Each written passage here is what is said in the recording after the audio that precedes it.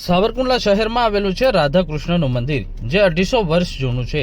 દાન બાપુની જગ્યામાં આ મંદિર આવેલું છે. અહીં મોટી સંખ્યામાં લોકો દિન પ્રતિદિન પૂજા અર્ચના કરવા આવે છે અને અહીં અલગ અલગ ઉત્સવોનું આયોજન પણ કરવામાં આવે છે, જેવા કે જન્માષ્ટમી તેમજ અલગ અલગ તહેવારોમાં અહીં ઉજવણી કરવામાં આવે છે. આ મંદિર 250 વર્ષ જૂનું છે. મારું નામ અનુબાપુ બાપલુ બાપુ ભગત. આ મંદિરનો ઇતિહાસ દાન મહારાજના ભત્રીજા સાતા બાપુએ સ્થાપના કરેલી. બહુ પૌરાણિક છે આ જગ્યા. અહીંયા ઠાકોરજી બિરાજમાન સાતા બાપુએ કર્યા છે અને અહીંયા શ્રદ્ધાળુઓ આવે છે. જન્માષ્ટમી ઉજવાય છે, રામનવમી ઉજવાય છે અને બાજુમાં રામદેવ પીરની સ્થાપના કરેલી છે. આ મંદિર છે કેટલા વર્ષ જૂનું છે અને મંદિરનું બાંધકામ શેના દ્વારા કરેલ છે? આ મંદિર 250 વર્ષ જૂનું હોય છે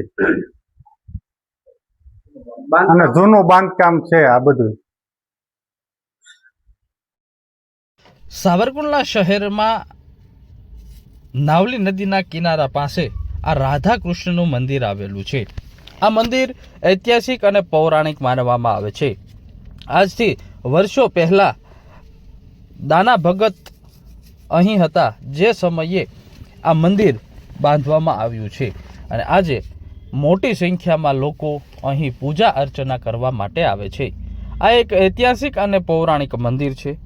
3 મંદિરોમાં એક આ મુખ્ય મંદિર છે. આ મંદિરનું બાંધકામ પથ્થરમાંથી કંડોરીને કરવામાં આવ્યું છે.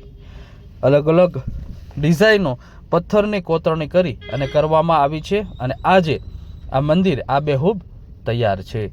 250 વર્ષ પહેલાંનું મંદિર હજી પણ અડીખમ છે.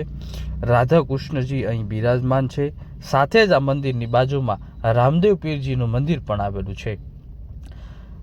દાના ભગત અને ની જગ્યા આવેલી છે અને આ જગ્યામાં મંદિર આવેલું છે. આજે મોટી સંખ્યામાં શ્રદ્ધાળુઓ, ધર્મપ્રેમી જનતા અહીં પૂજા અર્ચના કરવા માટે આવે છે. તો સાથે જ અહીં અલગ અલગ તહેવારોની ભવ્ય ઉજવણી કરવામાં આવે છે. પૌરાણિક મંદિર હોવાના કારણે અહીં ભવ્ય ઉજવણી કરવામાં આવે છે.